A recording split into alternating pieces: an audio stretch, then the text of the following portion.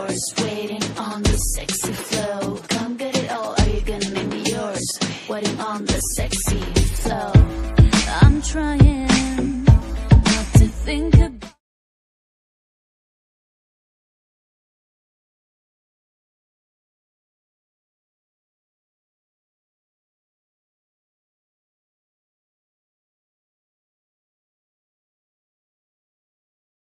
मेरा नाम इकरा है। हम 4 बहन भाई थे।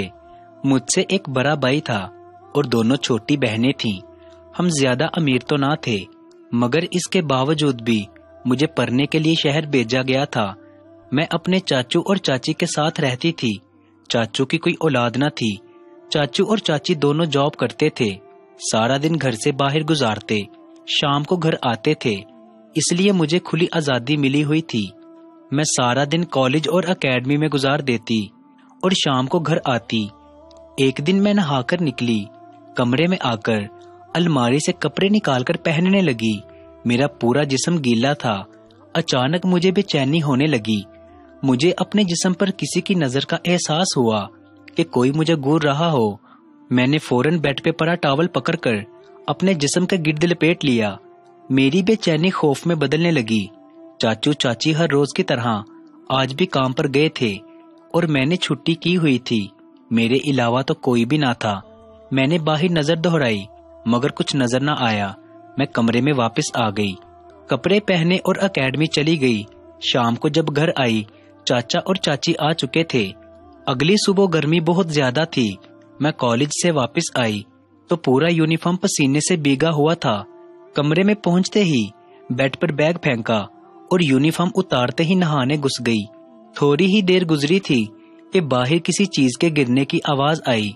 मैं फौरन बाहर निकली, किचन में गई, मगर वहां कुछ भी ऐसा न था जिसके गिरने की आवाज आई हो।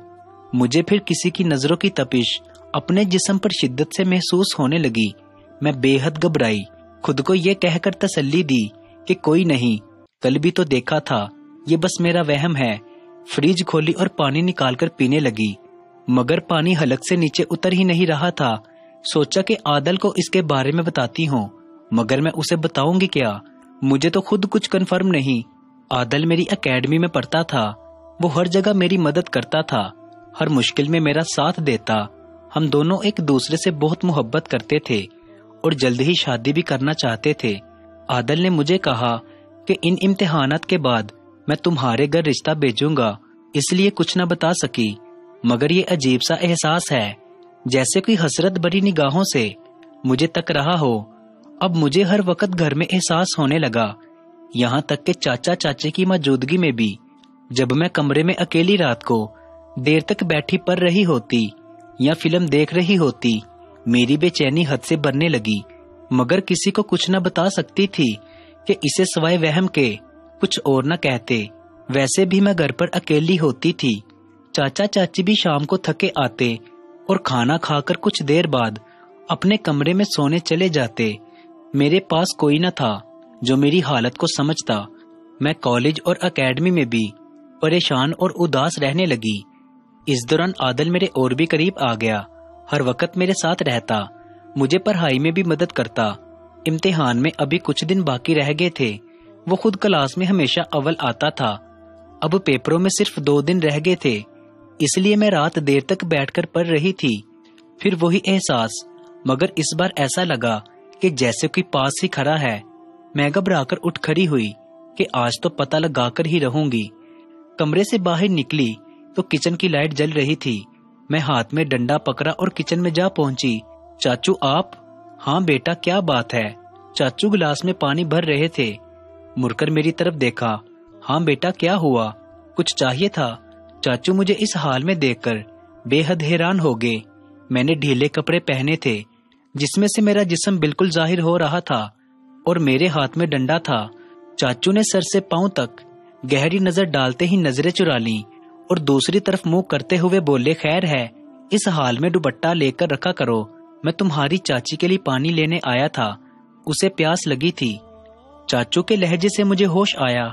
मैं किस हालत में कमरे से बाहर निकल आई थी।